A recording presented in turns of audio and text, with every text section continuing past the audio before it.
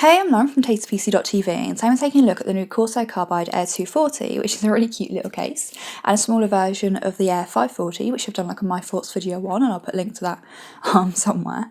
But with this case, you can fit either a Mini-ITX or a Micro-ATX system. So let's take a closer look around the case. So at the front of the case, we've got the front I/O, so the restart button, hard drive activity LED, the power button, the headphone microphone jacks, and two USB 3 ports. We've then got this grille which runs down the front panel, and behind it we've got a mesh dust filter, which is actually only held on by screws, so you can easily remove it to, like easily clean or even paint. The front panel itself is plastic, and it does have that kind of like soft touch plastic look to it, even though it actually isn't. And it is removable with clips down the sides, but you have to remove both side panels before you can get to the clips and remove the front panel. The front I/O isn't actually attached to the front panel, which does make it a lot easier and a lot less of a hassle removing the front panel. And behind it we can see mounts for two 120mm fans. And as you can see, Corsair provided two 1800 RPM AF120Ls. And I will talk more about rad options and water cooling later on in the video. So at the top of the case you can see the grille carries on across the roof panel, and this has also got the removable mesh dust filter underneath it. And you can remove the roof panel just by undoing the two black thumb screws at the back, and then it just pulls straight off.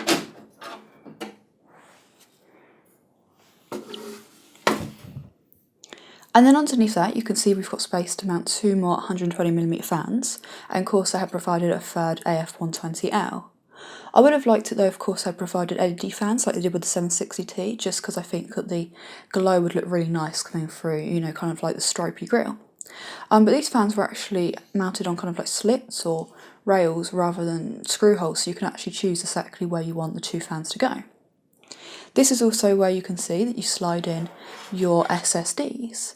And you do have this little SSD cage here where you can fit three 2.5-inch drives, and then you've also got a hard drive cage at the back where you can fit three 3.5-inch or 2.5-inch hard drives or solid state drives, meaning that this little kind of Air 240 can actually fit one more hard drive than the bigger Air 540.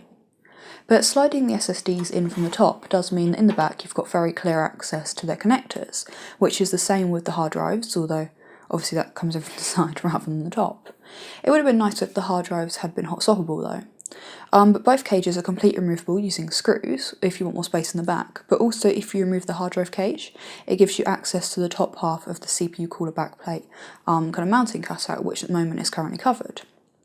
But in the back you also stick the power supply, and you can see we've got these four little rubber kind of mounts to help prevent vibrations.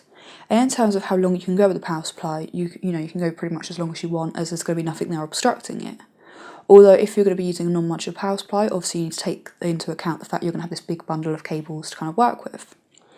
But we've also got these little cable tie holes here, as well as some dotted around the back of the motherboard tray just to help with cable management. You do have a grille for the power supply on the side panel, as well as a 120mm fan mount, so that you can bring some airflow into the back section if you're going to be using hard drives.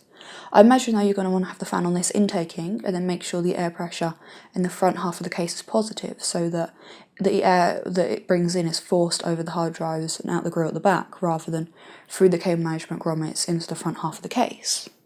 This grille does have a dust filter, which is actually magnetic, as unlike all the other panels, the two main side panels are metal. And also the two main side panels have got thumb screws which don't actually come out completely, preventing you from losing them, although I'm sure I'll still be able to. Now with this case, if you have it lie down on its side, this side panel obviously becomes the floor, and you can see that we've got these little markings here for where to stick the feet. Although, I kind of wish they hadn't done this, because it stops the side panel from looking as nice as it would. And also I imagine, if you're able to build your own PC, you're going to be able to stick the feet on in the right place. Also, the side that's currently the floor doesn't actually have these markings. But the feet themselves are rubber and are very small. I imagine that's probably just to keep, the overall dimensions of the case down, but it'd be pretty easy to get custom ones. So then on the bottom of the case, or the side if you have it lie down like this, we've got a plastic panel with grille and dust filter mirroring the roof panel. And then under that, we've also got a fan mount, once again mirroring the roof, which can fit 220mm fans on rails again, so you can position exactly where you want them. So then at the back, firstly we've got this cover here with ventilation, which is what covers the hard drive trays. So just undo the thumb screw to remove that, and then you can get to the hard drive trays and just slide them out. And when the hard drive trays are in, you can screw them into place with these 3 holes in the roof here. But we've also got the cutout for the power supply and the rear I/O, 4 PCIe slots, which have quite an interesting or unique kind of mounting system, where once you've taken off the side panel, you've got this little flap which you open, and then the kind of like mount or cover is kind of like on a bracket hanging on these, and then that allows you, and then once you've got it open, you're able to get to the covers. So it'll be interesting to see, you know, when I'm putting a build in it, if it's fiddly or if it's okay to use. Then we've also got 2 80mm fan mounts, or obviously you could just leave it as ventilation if you wanted. And then finally we've got the main side panel, which is metal and it's got this large square window, which I do really like that it's that big, because it means you're going to be able to show off like the full length of your graphics card, all of your motherboard, any water cooling, etc. you may have.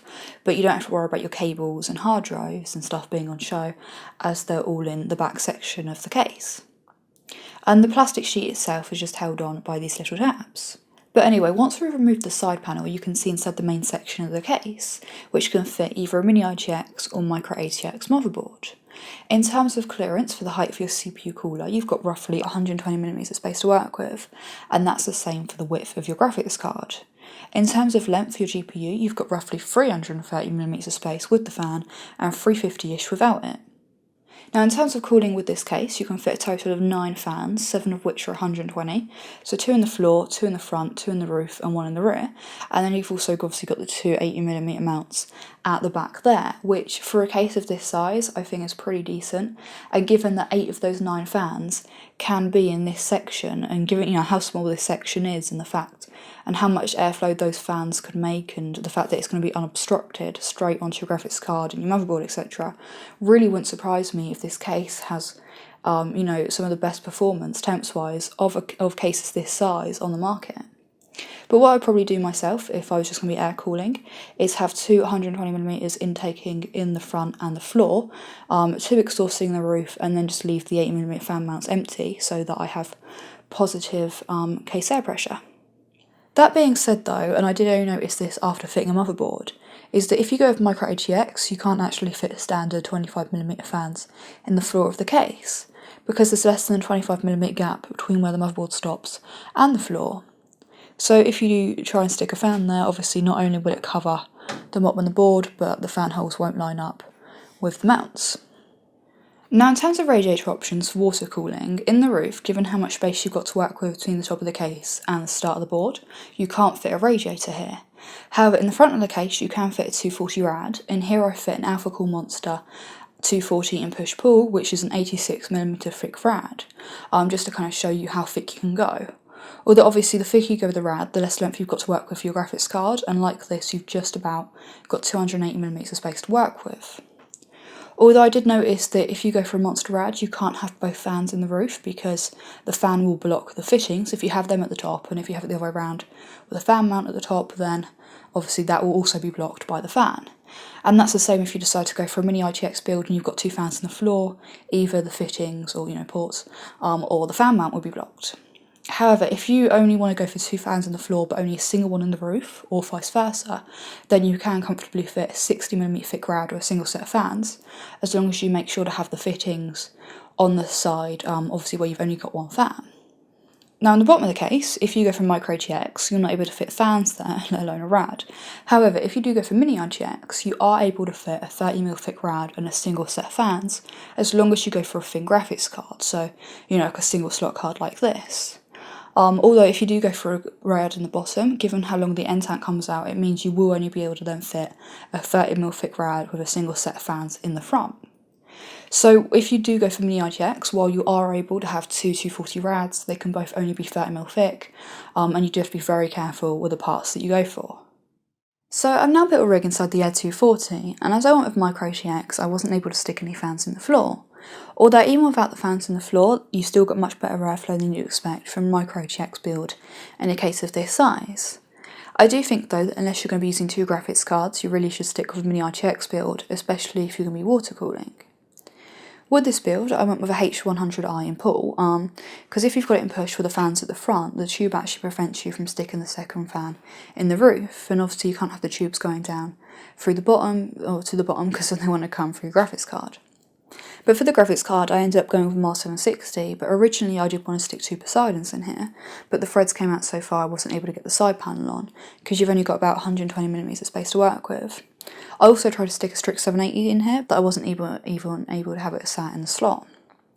Also, I'm using a daisy chain PCIe cable here, and I found that when I originally put it in and how I originally had it cable managed up, I wasn't able to get the side panel on as well, and I had to kind of separate it out a little bit so it was kind of flatter, and then I could get the side panel on. So you do have to be careful, you know, what graphics card you go with, but as long as you go on with a reference cooler, you shouldn't have any issue getting the side panel on.